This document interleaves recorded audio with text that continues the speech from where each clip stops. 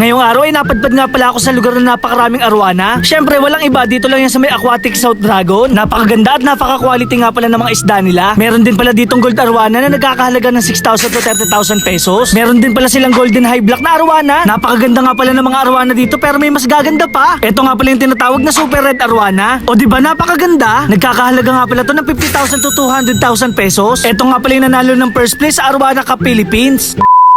Kaya naman isang araw, may followers nga pala ako na mabibigyan ko ngayon ng isda. Medyo malalaki na nga pala to at matataba. Sila nga pala yung kumakain ng mga kitikiti dito sa aking ref tub. So paano guys? Tara!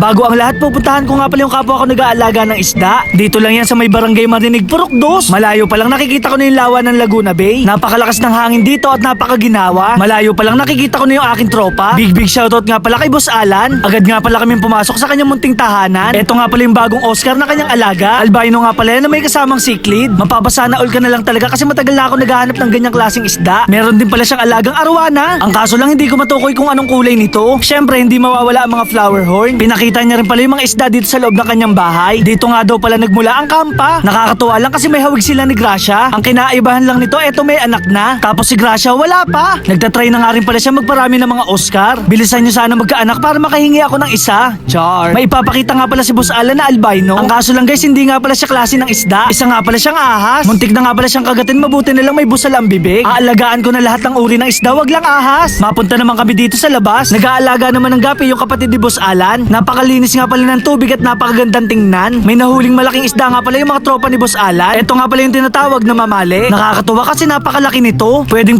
ihawin nga pala to at ipang pulutan. Char. Aalis na nga rin pala ako at hindi na magtatagal. Magpapadala kasi ako ng gamot para kay Papa. Syempre walang iba dito sa may LBC. Eksakto naman pagpasok ko wala pang gaanong tao. Dito nga pala nagtatrabaho yung pinsan ni Aling Regina. Bago magpadala, chinek ko muna yung mga gamot. Kompleto naman to at pwede na ipadala. Dito nga pala ako lagi nagpapadala sa LBC lalo na kapag malalayo. Makakasiguro ka kasi dito na gamot ay laging bago. Char. At dahil dyan, big shoutout nga pala kay Benji. Ngayon naman ay pupunta tayo sa mga nagbebenta ng iba't ibang klaseng arwana. Dito lang pala yan kay Boss Elzardo Amisola. Ang kaso lang hindi ko na siya dito naabutan. Mabuti na lang pinapasok tayo ni Nanay. Dito guys, tatambad nga pala sa iyo ang iba't ibang klaseng arwana. Ang nakakatuwa dito, hindi na siya nakalagay sa aquarium. Swimming pool na kasi ang tingin ko dito. Kung hindi ako nagkakamali, stingray nga pala ang tawag dito. Sobrang quality nga pala ang kanilang mga arwana. Hindi lang yun guys, alagang-alaga talaga sila. Balang araw nga pala ay gusto ko rin magkaroon ng ganito. Nakakatanggal kasi to ng stress at pagod. Sa pag-aalaga nito, hindi nga pala biro ang presyo. Wala pa nga pala akong pera sa ngayon pero susubukan ko. Eto nga pala yung arwana na pinakamaganda na nakita ko. Super red arwana nga pala ang tawag dito. Nagkakahalaga nga pala to ng 50,000 to 200,000 pesos. Grabe guys, di ba napakaganda? Nanalo lang naman to ng first place sa ACP o Arwana Cup Philippines 2023. Woo! Sa mga gustong mag-alaga dyan, eto nga pala yung kanilang Facebook page. Maraming salamat nga pala kay Nanay. Munti ko na nga pala makalimutan yung isda na dadaling ko sa aking followers. Nandito na nga pala ako sa kanilang bahay. Ang hinahanap ko nga palang followers ay si Rick Dominic Galang. Ang kaso lang wala daw si Rick at pumasok sa kanyang school. Kaya naman binilin ko na lang to sa kanyang nanay. Maraming salamat po sa walang sawang pagsuporta. Kaya naman big shoutout na lang sa nanay ni Rick. So paano guys, hanggang dito na lang. Maraming salamat sa panonood. Paalam! Yeah!